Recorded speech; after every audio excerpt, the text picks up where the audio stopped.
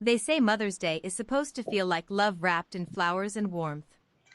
But the one I remember most did not feel like that at all. It felt like a knife dressed up in a smile.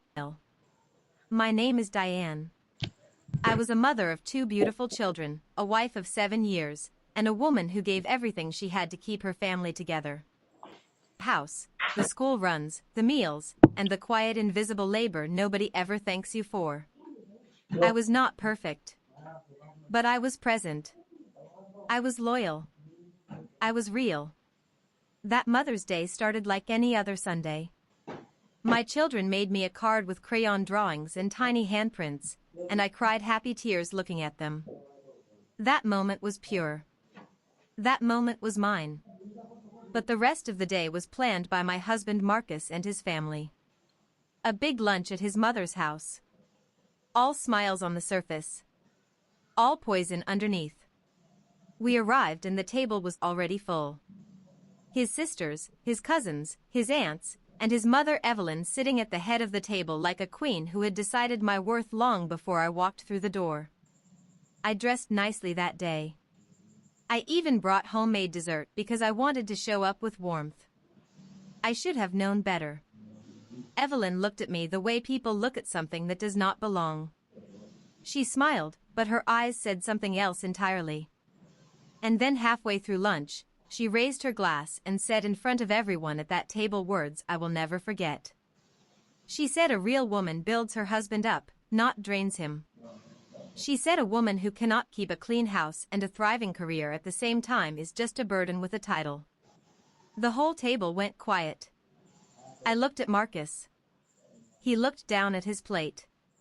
He did not say a single word. Not wed. The drive home that evening was silent.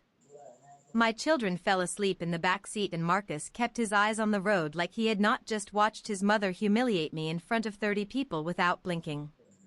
The only sound in the car was the low noise of traffic and my daughter breathing softly in her sleep.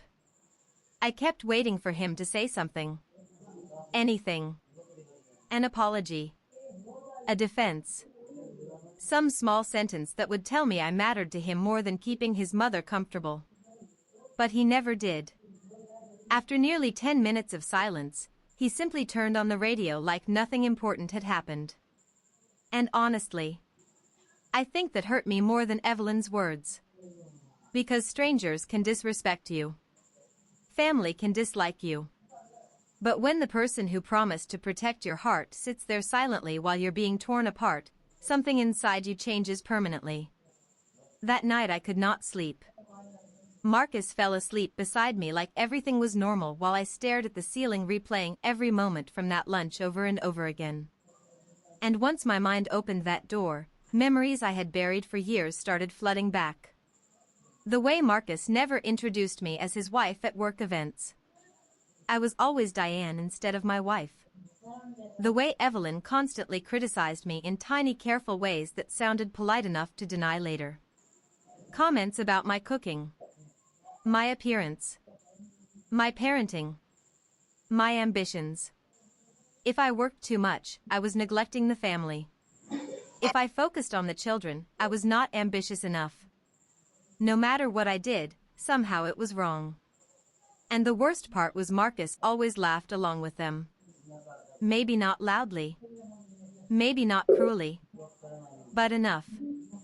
Enough to let me know I stood alone in every room that mattered. For years I called those things small problems. Tiny disappointments. Little moments to ignore. But small things stacked on top of each other long enough become something heavy enough to crush you. And lying there in the dark beside my sleep. 6 weeks after that Mother's Day lunch I filed for divorce. Even saying those words out loud felt unreal at first. 7 years of marriage reduced to paperwork sitting inside a folder on a lawyer's desk. But by then something inside me had already changed, was no longer making decisions from fear, was making them from clarity. My lawyer was calm, sharp, and organized. She made sure every asset, every sacrifice, and every contribution I had made to that household was documented properly. Bank Statements, household expenses, childcare responsibilities, client income, everything counted. For years I had been treated like my work inside that marriage somehow mattered less because most of it happened quietly, but quiet work is still work. Invisible labor still costs something, and for the first time in years somebody was finally putting value on everything I had carried.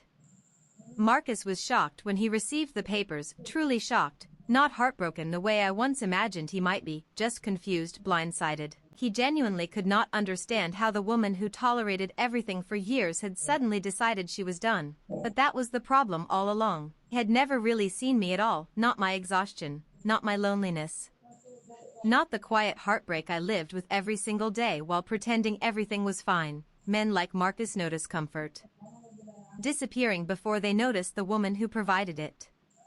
A few days later Evelyn called me crying, actual tears, her voice shaking while she talked about family and forgiveness and how I was destroying everything.